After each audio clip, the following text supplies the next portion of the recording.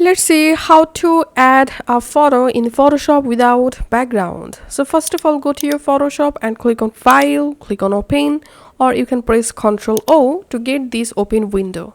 Now from your computer, select the image and just open the image in your Photoshop. So here we can see this photo has background. Now to remove this photo background, you can just click on Remove Background, or you can go to Select and click on Subject. In just few seconds, your image subject will automatically select.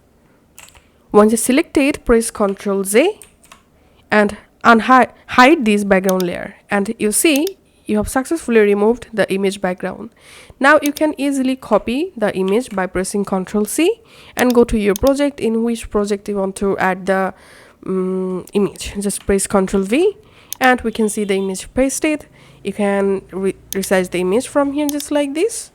So that's how you can actually add an image without background. This is the only way to do it. So here we can see this image has no background. Now click on done, and that's it.